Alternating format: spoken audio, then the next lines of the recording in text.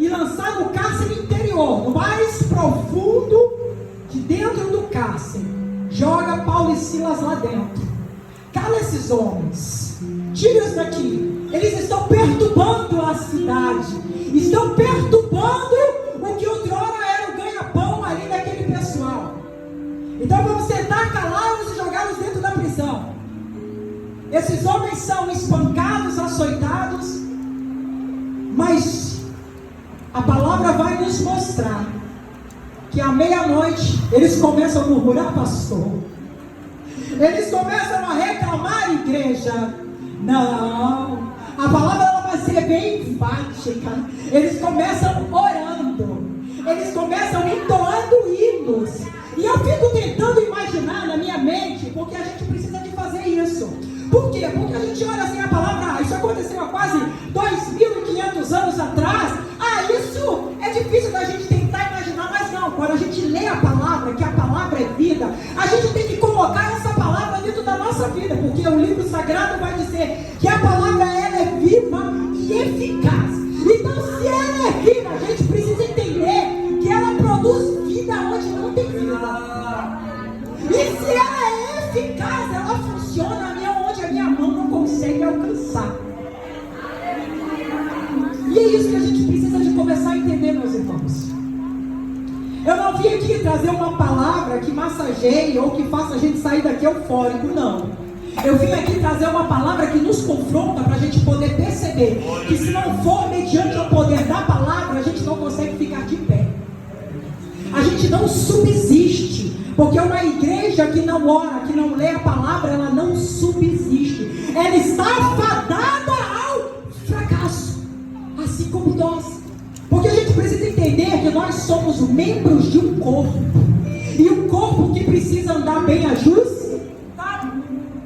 Se esse corpo não anda bem ajustado, ele não consegue caminhar.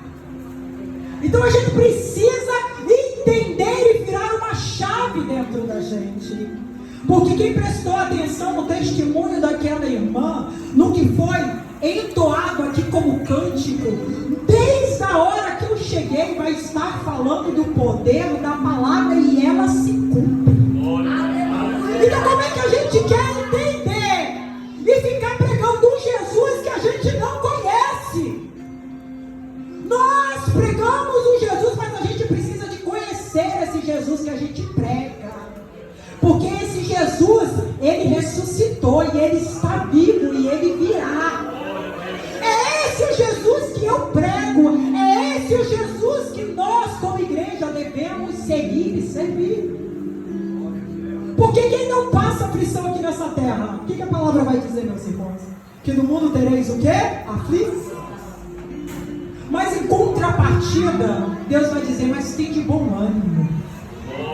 Então ele já vem falando pra gente, olha, parafraseando, aqui você vai ter problemas, aqui você vai ter aflição, aqui você está passivo a passar por várias coisas terrenas, físicas.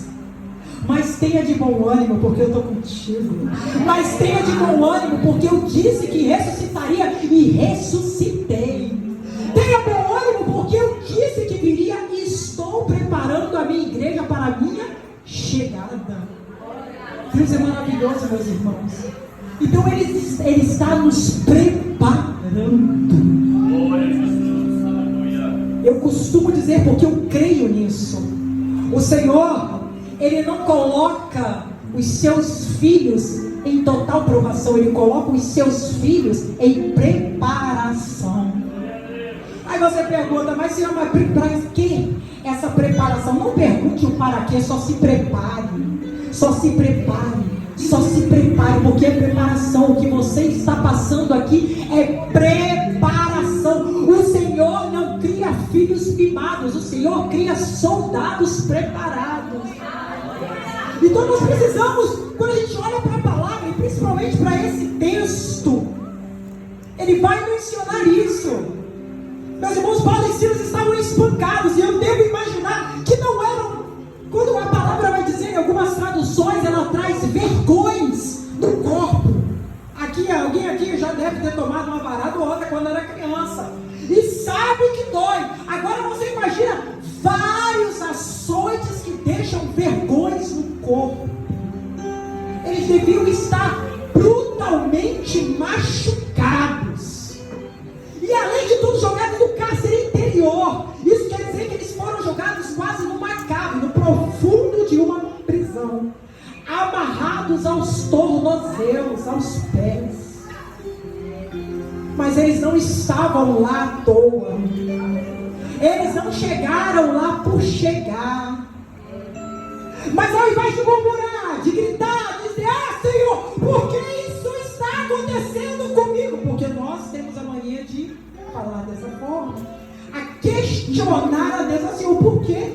Eu vou na igreja, eu dizimo, eu sou uma serva fiel. Ao invés de cantar, ao invés de falar: Senhor, eis-me aqui, ao invés de na chuva cantar, a gente na maioria das vezes resmunga, murmura, porque isso é coisa da nossa carne.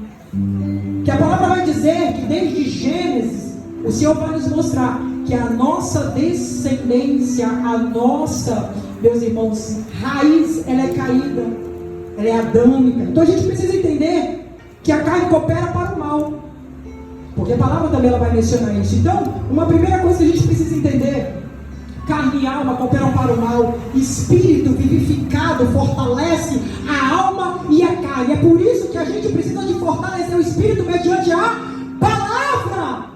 Porque sem palavra a gente não resiste. E aqueles homens ali, eu fico imaginando cantando em meio àquela dor, cantando em meio àquela angústia, louvando ao Senhor, entoando hino no meio daquela prisão. E é sempre um cenário desse que o Senhor busca, e de repente, pastor, e de repente, a palavra vai dizer, e esse de repente de Deus é sempre maravilhoso, porque Ele vem dentro desses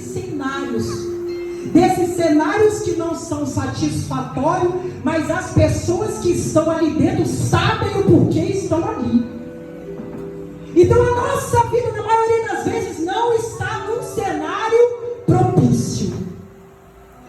Mas eu não vivo por causa do cenário, eu vivo porque eu creio na palavra, independente do cenário que a sua vida se encontre. É isso que você tem que perceber. Então não importa a circunstância que a minha vida está hoje, eu creio na palavra. Se Ele liberou a palavra, vai acontecer. Se tem palavra, tem promessa. Se tem promessa, tem lei. E Deus não pula a sua lei. É isso que a gente precisa de entender. Mas depende do nosso posicionamento. A palavra vai dizer que esses homens estavam posicionados. Porque em meio àquela tempestade, aquele caos que eles estavam vivendo naquele exato momento, eles não reclamaram, eles não murmuraram, eles entoaram hinos, eles louvaram, eles chamaram a Deus, eles oraram. E de repente a palavra vai mencionar, e de repente aconteceu um terremoto tão violento. Quando a palavra não menciona esse tão, é uma expressão que abrange uma magnitude muito grande que a gente não consegue perceber, que abalou os alicerces, quer dizer, abalou a base. A base dessa igreja aqui me parece que é muito forte por causa da coluna. Imagine algo que vai abalar os alicerces debaixo desse piso. Deus, Ele é desse jeito. Ele abala alicerces para te mostrar que Ele está no pleno controle de tudo. E nada, nunca nada vai fugir ao controle dele em nenhuma situação. Eu estou aqui esta noite para te garantir, porque eu tenho respaldo da palavra, para te dizer que não importa os alicerces, não importa o mais profundo cárcere que você esteja esta noite, Deus, Ele vai ao encontro daqueles que continuam posicionados. Então não importa a situação que você esteja passando, Deus, Ele causa uma situação para mostrar o de repente dele. Porque foi assim que aconteceu com esses homens. Mas para que o de repente de Deus precisariam de estar ali. E foi o que eles fizeram. Porque uma coisa tem a ver com a outra. A gente tem que entender o seguinte: toda a palavra do Senhor, ela está entrelaçada. Nada acontece aleatoriamente. Nada